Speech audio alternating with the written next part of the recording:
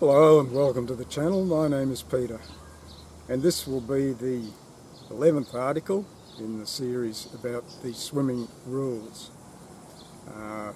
First, continuing a little bit about officials.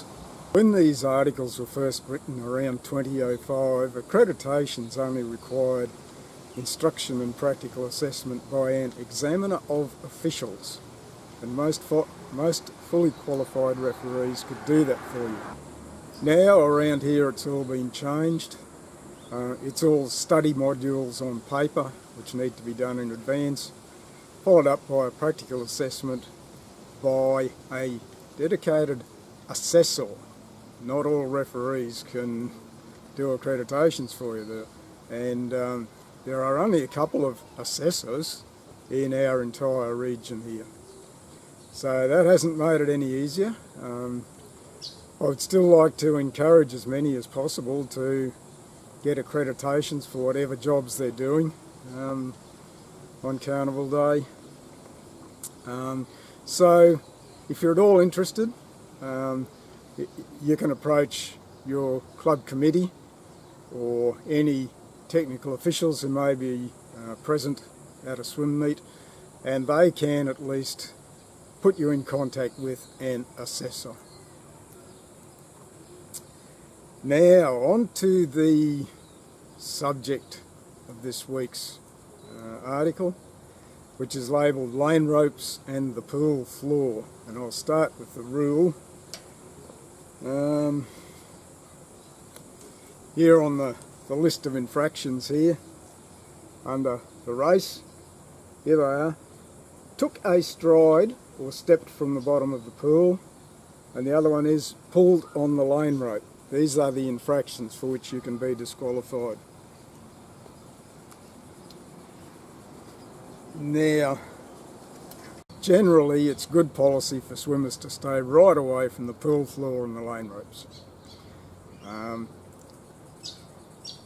You can really only hold on to a lane rope temporarily or stand on the floor of the pool temporarily in freestyle races without contravening the rules for the form stroke. So if you're in a form stroke race, if you have to hold onto a lane rope temporarily or stand on the bottom of the pool, you've probably already gone outside all the stringent rules about how the arms and the legs are supposed to be moving for that stroke.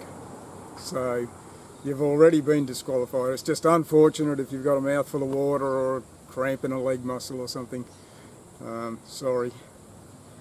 The thing about these is pulling on a lane rope or pushing off the floor gives you an unfair advantage. So you will be disqualified for doing that, even if it's accidental. In a freestyle race, like I said, you can stop and hold onto a lane rope or stand on the floor, but you must not use it to propel yourself. If you've been holding onto a lane rope, just move yourself sideways and swim away. If you've been standing on the floor, just swim away from there. Do not push off or pull off from either of those. And like I said, you can only really do it in freestyle. I should add here that you could inadvertently go off course and collide with a lane rope in backstroke. As long as it's only accidental, the officials will ignore that, but you must not use that to pull yourself along. Now, things that swimmers do, this applies to starts and turns. Never ever dive down to the bottom of the pool to give yourself a push off the floor. That's obviously an unfair advantage. Novice swimmers will think that's a good thing to do, to push themselves along. Don't, it's disqualifiable. That's at the starts and at the turns. Dropping your feet down to the floor so that you can push them up onto the wall is disqualifiable. It gives you an unfair advantage. And one of the reasons a lot of swimmers do this is that in training, if you're about to do a length, you're lined up there standing on the floor, and when it comes your turn to push off, you just jump your feet up off the floor to jump them up onto the wall to push off horizontally. In a race, that's disqualifiable. So if you're a coach, then try to avoid having your swimmers doing that in training. It just sets a bad habit, and the risk is that they'll do it during a race. So the thing to do when they're about to push off would have them hold on to the backstroke rung or the wall of the pool with their feet up on the wall in order to push off for their length. So there we are again. We would have heard this before. Only ever practice in training what's allowable in a race, because during a race you don't have time to think. You will automatically tend to do whatever you've been practicing in training. So a fairly short article this time, but quite an important one. So thanks for watching, and see you again in the next one.